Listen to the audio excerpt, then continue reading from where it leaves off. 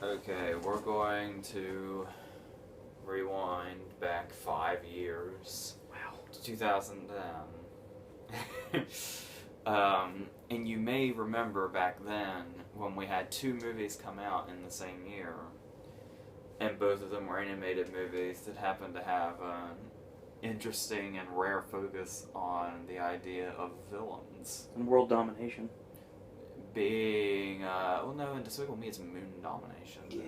I think in Megamind it's really just the city. Atrocity. Atrocity.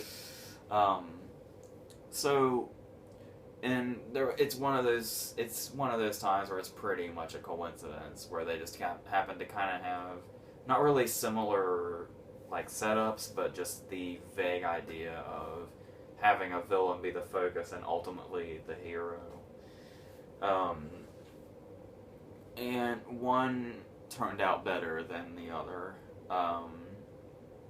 both in quality and as far as franchises go, clearly. Mm-hmm. But only one of them really set up for it. So, and even then, I didn't. You didn't really quite see it that way immediately, but obviously you can now. But I think we're going to start with Megamind, actually, where we get a very familiar opening where, despite the fact that we're being introduced to a villain, he has Superman's origin story. And of course he and another alien who ends up being, growing up into Metro Man, come down at the same time, and just given their ways of life and what life dealt them, what they had no control over, one ended up being the hero and one ended up being the villain, and they just kind of went with it for the rest of their lives until they grew up. And of course you throw in a reporter that often needs saving, and that's what you have. But then it takes an approach that has happened at least once before, but obviously takes it in a much different direction. I don't know how, like, once again, I don't know who I'm talking to. I have no idea who my audience is. But there is a graphic novel, a Batman graphic novel called Going Sane, where the Joker is under the impression that he has killed Batman, and it makes him act relatively normal because he just loses all meaning in his life. That's pretty much what Megamind is, at least at the start, where he becomes under the impression that he has killed Metro Man Yeah. in a very elaborate accident.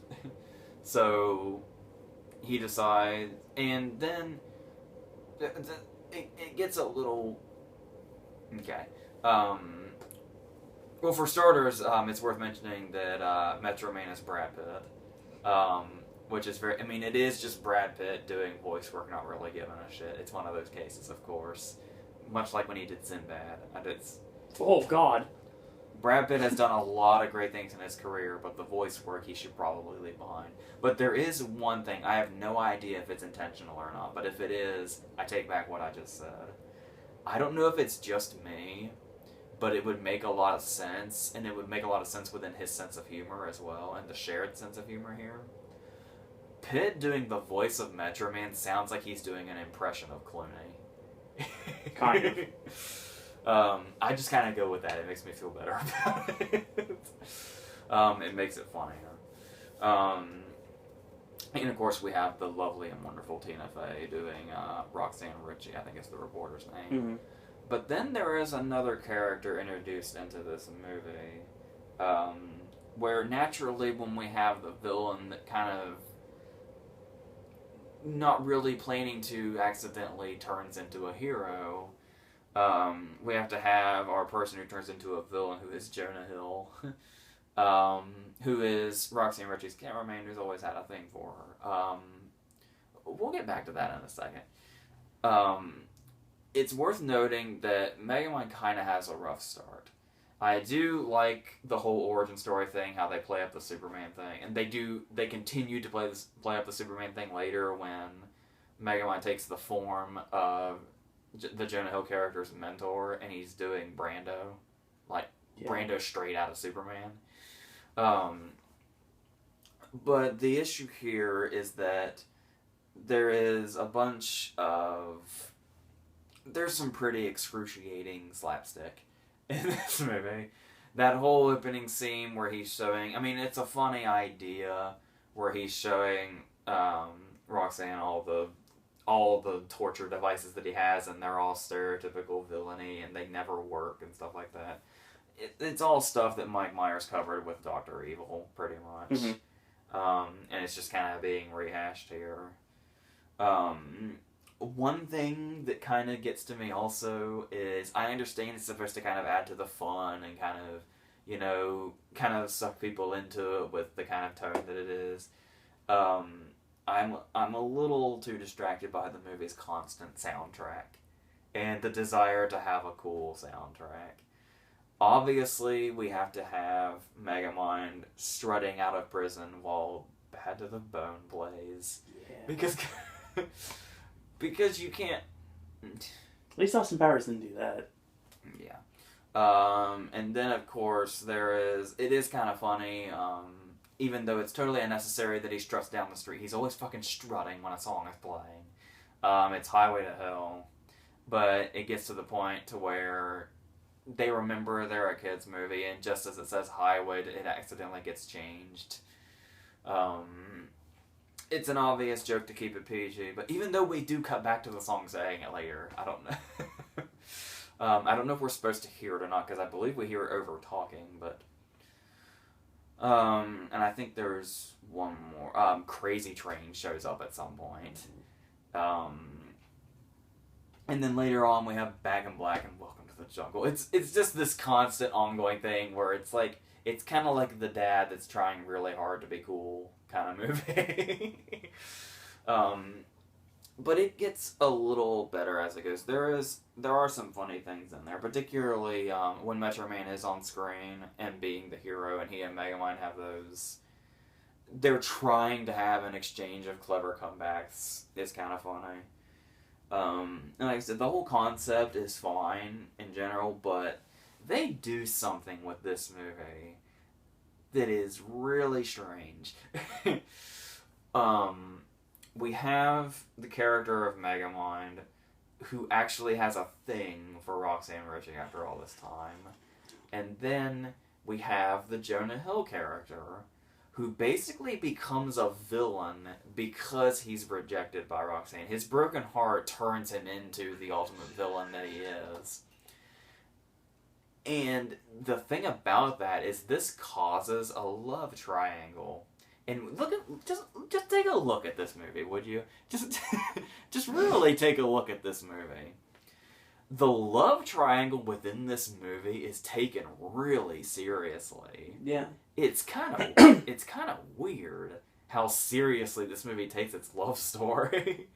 Because you have this alien who looks like Megamind in love with this human girl that he knows he can't have because she doesn't know who he really is because he's posing as the Ben Stiller character.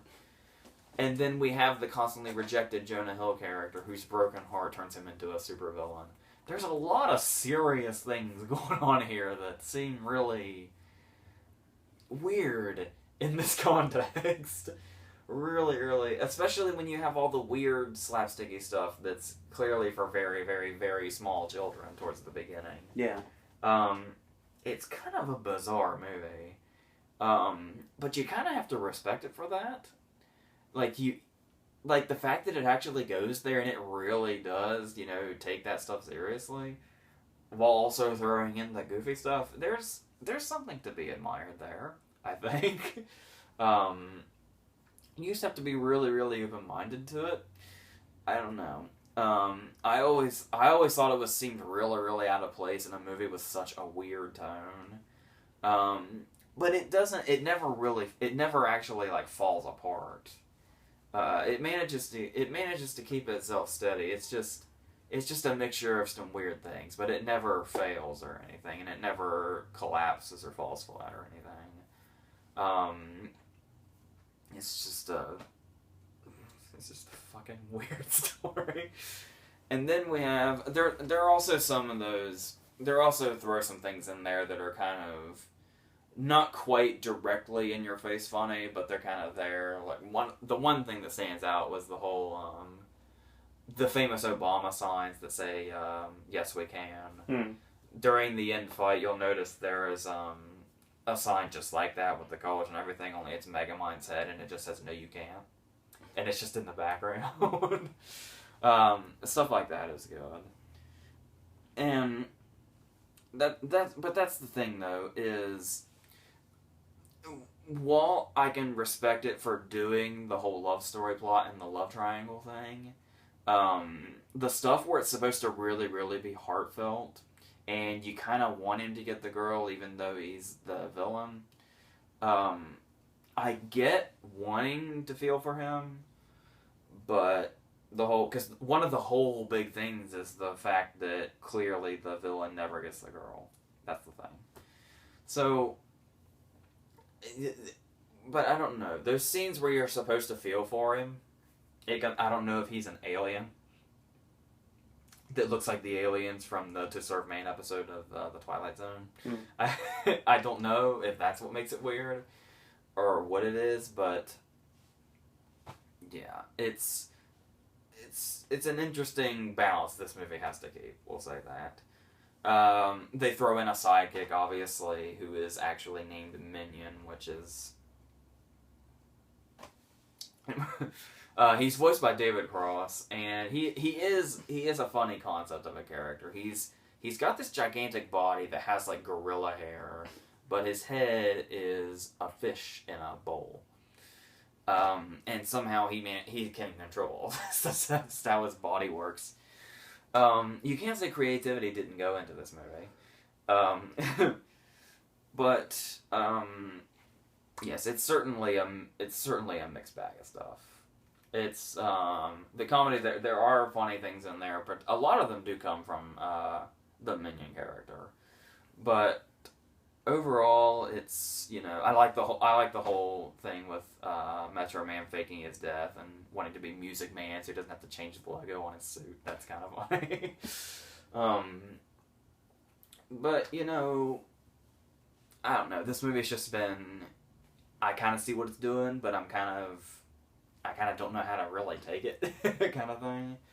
And it's worth noting behind the camera are some interesting facts, like the creative consultants. There are two particular credited creative consultants. Do you know who they are? Do you remember? Oh, no. Justin Theroux and Guillermo del Toro were the creative consultants on this. Theroux's in the movie, but... I am not sure how this movie came to be and whose ideas came from where and what happened here, but there's certainly kind of a weird mixed thing going on here, but the movie still manages to keep itself afloat somehow. So it's kind of hard to not like. Especially when it actually treats its characters in such a serious manner when they're not doing they treat the problems of the characters in such a serious manner. Do you know what happened to the title? Because I know its original title was Ubermind. Yeah, I do remember that. Do you have any knowledge of what happened to it? Because I can't find any mention of it anywhere. I think they probably just thought Megamind was easier for people to remember. Yeah. If I had to guess. So yeah, and alliteration. Yeah. It kind of makes him like the opposite of Metro Man. It's the same letters doing the same alliteration. That I'm just totally just throwing things out there. That makes sense, honestly. Okay, and that brings us to our second movie, which came out much earlier in the year. I think Megamind was like November, and Despicable Me was back in July.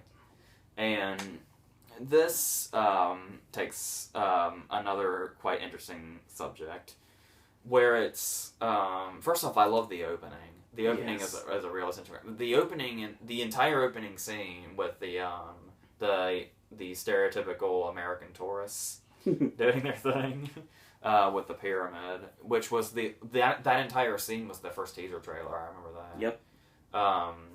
Where the pyramid ends up being a fake, and for a long time they just kept that as a teaser trailer. Nobody knew what in God's name was going on. But then we learn about how all these, giant, monuments are being stolen. And the thing about it is it all comes back to this villain named Gru, whose ultimate mission, to prove himself to his mother, is to steal the moon. And after this opening scene, we meet Gru, and this is a really great character. First off, it's worth noting that he's supposed to be like the image of an emperor penguin. So, because, he's followed by everybody and everything. Yeah. I believe Steve Carell was doing a SAG interview, and he was talking about how when the original concept arts for Gru were genuinely terrifying. Like, he was like really, really fucking scary looking before. Danny DeVito and the Penguin. As the Penguin. Before he became this. And when we meet him, what I really love most about what they did with this character is he actually lives up to the title. Like, despicable is a strong word. Yeah. There's had to have been a reason they went for it. And when we meet this dude in this opening scene, where he's walking down the sidewalk and that fucking song is playing, the theme song of the movie, and we see him, pop the kid's balloon and do stuff like that, they really make him this. He actually lives up to his title. It's not one of those things where he's a villain, but he's watered down because it's a kid's movie. There is one line in this movie during his first scene where it's just like, oh my god, this guy really is a villain and a despicable person. This movie is actually living up to its title, and this is great. This is the perfect setup where he goes over to his neighbor, and he's talking about how his dogs are going in his yard, and he wants them to stop. And the guy says, well, dogs, they just go wherever they're going to go. And Cruz's response is, yeah, unless they're dead. So, okay, they're actually doing something with this character. He's not overly, he's not this really, really huge villain, given that it's a kid's movie, but for him to say something like that, that's a pretty reasonable place to have him. To where he's a legit shitty person. Oh, yeah. But he's going to change his ways later, and he's bad enough to where you can believe that can actually happen, and he's a character who you like him so much when he's a shitty person that you'll also like him when he changes his ways, though not completely. Because a guy who would say something like that is not going to change his ways completely, but he's going to find his heart in there somewhere, because that's just how the story always goes. And his voice cast is awesome. What I really, really love the most about this voice cast is something I talked about when I was talking about Minions in the review video on Friday, and what I talked about in Megamind. The really great thing about the voice cast in Despicable Me is they are all familiar faces, but they're all actually doing voices. Mm-hmm. None of them are using their actual voices. They actually created voices for the characters. I was reading Will Arnett. I'm generally bashing Will Arnett when I bring him up, but this I just thought was cool. He's playing a bigger guy in the movie. He's playing the bank guy, I think. So Will Arnett actually gained weight so that his voice would kind of match the character. Awesome. That's super awesome. And Vector, the rival villain, is Jason Segel. Mm-hmm. When I first saw this movie, I knew that, and Russell Brand too. When I first saw the movie, I knew that Jason Segel and Russell Brand were voices in it because they're in the beginning credits. Yep. But the whole time I was watching the movie, I did not realize that Jason Segel was Vector and that Russell Brand was the Doctor. Same here. You can totally tell once you know. Yep. But the first time I saw it, I wasn't able to point them out because I just saw them. Their voices were so in tune with the character that I never thought about them being an actor that I recognized. And I thought that was really, really great. And all the actors did that really well.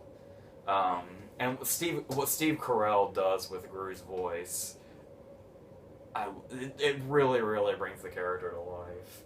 Like, just that delivery I just mentioned with, yeah, unless they're dead.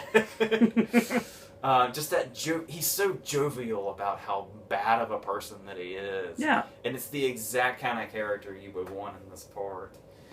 And just his voice work really, really adds to the comedy of this too. Like just those. One of my favorite lines that always got me to laugh. It was always in the trailer, but it's so funny. I still laugh at it every time. And it's when he's reading the puppet book, and he just stops and looks at the girls and says, "This is garbage." Yeah, exactly. I just love that delivery so much. They do a lot of creative stuff with this one too. Like I love the whole evil bank thing, where it's like a whole underground thing where you go and like get a bank loan for your evil deeds. I think it's actually called a villain loan. Yeah, the Bank of Evil's villain loans. Yes, and then and that's the thing is it's really really consistently hilarious throughout. Even when it gets to its heartwarming moments, they always find some way to do something that's funny, and it actually is. And it's most of the time it doesn't feel like the humor is kind of doing the let's pander to our child audience and let's pander to our adult audience. It's all just kind of in a middle ground where it works for everybody. And I think that's a really great place to be. And we do have, I was saying before, it's kind of hard to not see the Minions as, like, you could see this movie without the Minions in it, and it pretty much would not change. Like the Minions were almost kind of thrown in to kind of, be marketable and, spat out catchphrases and stuff like that. There was the whole thing where they had, they actually created, the director and, like, Jermaine Clement's one of them, too, where they do the voices for them, and the Minions actually have a language, and when the first movie came out, there was, like, an app where you could actually have what the Minions were saying translated. It reminds me of The Sims, really. And then there's, and that's not all, we also have Agnes, who is a catchphrase machine. Everybody quoted that goddamn fluffy line with the unicorn. But the thing about, speaking of that, by the way, there is the one thing, though, with the reason there is a reason the Minions broke out. It's not just because they were forced on us. People did love them in this movie for a reason, because they are lovable in this movie. Notice how specific I'm being in this movie. Because even though I said you could take them out of the movie and there's really no difference, there are still, they do still have some good, there's still funny moments, and then there's a really good heartwarming scene where Gru vaporizes her unicorn. So they make her one and bring it to her in the middle of the night so she can sleep with it. And it's a really nice moment where you see how the Minions can also have that kind of quality to them. They're not just there to bounce around and speak gibberish and shit. So there's that, and another thing that works really well is this movie could have failed miserably if they fucked up one thing. Oh yeah, big time. And that was the fact that the girls could have been annoying. Now they do kind of, Agnes is not totally invincible to this, but for the most part, the girls are likable enough characters to where you want them to be adopted by Gru, and you want Gru to love them back, and you want the whole thing to happen, and it gets really heartfelt, and you actually like it when it happens. Oh yeah. In any other movie, I think they would have been handled recklessly, and you would have just been waiting for all three of these girls to be vaporized, like the unicorn, for instance, or like the dogs that he, threatened. But yes, all this there's a lot of creative stuff. It's also worth noting, I don't get to say this very often. Before we had 3D at our theater, I saw this out of town with my brother at that theater, and the 3D looked really good. Particularly the scenes where he's in space. And then there's, of course, the roller coaster. The roller coaster. That's what got me when I watched it in 3D. So yeah, the animation is done really, really well. The creative ideas are always there.